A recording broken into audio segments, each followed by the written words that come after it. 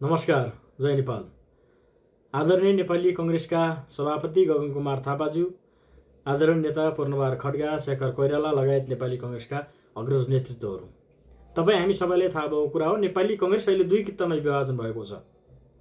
एउटा नेपाली कङ्ग्रेस चाहिँ यस्तो अवस्थामा आएको छ, नेपाली कङ्ग्रेस एउटा यस्तो चाहिँ विषम परिस्थितिमा आएको छ, नेपाली कङ्ग्रेसभित्र आन्तरिक विवाद एकदमै माथिल्लो तहसम्म पुग्ने अवस्था आइपुगेको छ।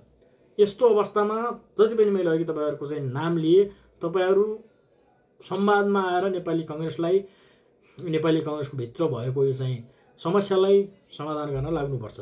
यदि लाग्ने होइन भने, अझै पनि तपाईँहरू गुटमै रमाउने हो भने, अझै पनि तपाईँहरू चाहिँ नेपाली कङ्ग्रेसलाई आफ्नो खल्तीमा राख्ने प्रयास गर्ने हो भने, ठ्याक्कै विशेष महाधिवेशनमा गगन कुमार थापा सभापतिजीले भन्नुभएको कुरा शब्दलाई सापट्टि लिएर भन्न चाहन्छु।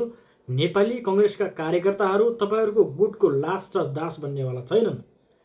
नेपाली कङ्ग्रेसका हामी कार्यकर्ताहरू जिउँदा कार्यकर्ताहरू पनि छौँ। तपाईँहरूको घर जुन गुटको घर छ, त्यो गुटको घरलाई तहस नहस बनाउनको लागि हामी जस्ता जिउँदा तमाम कार्यकर्ताहरू छौँ। त्यति बेला तपाईँहरूलाई अप्ठ्यारो पर्न सक्छ।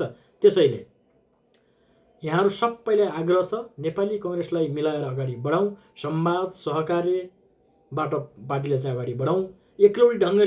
एकलौटी तरिकाले चाहिँ कसैले पनि निर्णय नगरौँ। हामी अगाडि बढिसक्यौँ, आए आउनुहोस् नआए नआउनुहोस् भन्ने भन्दा पनि हामी सबै अगाडि बढ्नुपर्छ, सबै मिल्नुपर्छ, सबै चाहिँ सहकार्यको बाटोमा जानुपर्छ।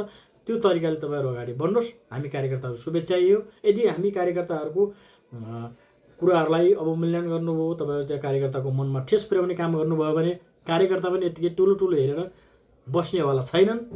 नेपाली कङ्ग्रेसका कार्यकर्ता पनि लास र दास होइनन्, जिउँदा कार्यकर्ता हुन्। त्यसैले यहाँहरूलाई पुनः आग्रह छ, नेपाली कङ्ग्रेसलाई मिलाएर अगाडि लैजाउँ। यदि लिने होइन भने भोलि आउने विभिन्न किसिमका घट्ने दुर्घटनाहरू आउँछन्। ती दुर्घटनाहरूको जिम्मेवारी तपाईँ हुनुपर्ने अवस्था पनि आउन सक्छ।